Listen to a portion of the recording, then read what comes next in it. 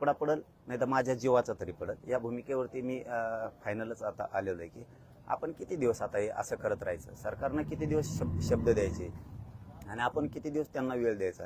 हे सलग आता 3 वर्ष झाले हे आंदोलन सुरू आहे. त्यामुळे ही जी मी तुम्हाला त्याच दिवशी सांगितलं होतं की मी कठोर आंदोलनाची भूमिका घेणार आहे.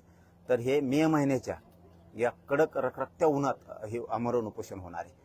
ना कुठल्या पाण्याविना होणार आहे, कुठल्या जेवणाविना, ना पायात काय चप्पल राहणार आहे, ना बूट राहणार आहे, ना काय राहणार आहे. मी बास टाकून एका बाजूला बसून जाणार आहे. ते जे होईल ते होईल, त्याचा विचार मी नाही करा. जर माझ्या शरीराचा मी विचार करायला गेलो तर माझ्या समाजाच्या लेकराचा उन्हाळा करून टाकला या सरकारनं. त्यामुळं कुठंतरी आता हे थांबलं पाहिजे. त्यांनी याचं आश्वासन द्यायचं आणि आम्ही ते बार बार ऐकत बसायचं.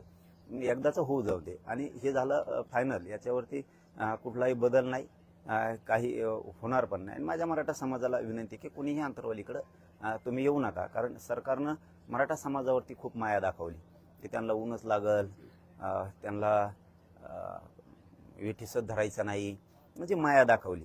तर मग आता त्यांना जर माया आहे तर त्यांनी आतापर्यंत आरक्षण दिलं असतं. आणि म्हणजे ही डाव आहे मराठ्यात संभ्रम पसरायचा आणि हे करायचं. आता हे मला नाही वाटत की देशात असं पुन्हा आमरण उपोषण कुठं देशात झालं असेल आणि इतका कठोर पद्धतीची कुठंतरी निर्णय झालेला असेल की हे मी माझ्या मनानं म्हणत नाही, पण देशात मला नाही आठवत की असं इतकं टोकाचं झालं असेल आणि ते टोकाचं आता होणार.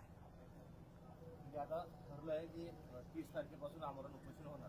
ते पण उन्हात होणार, आमरण उपोषण होणार, मंडप टाकून होणार, अनेक प्रकारचे राहतात. ते तुमच्या साक्षीनं होणार. लय झालं तर फक्त म्हणजे ते पण म्हणायला नाही पाहिजे, मी पण म्हणतो लय झालं तर फक्त पत्रकारांपुरती एखादी पट्टी राहिली तर राहील, सावली म्हणून. सावली नाही, मंडप नाही, काही नाही. आहे असंच जाऊन बसणार आहे मी 30 तारखेला. मेलो तर मेलो.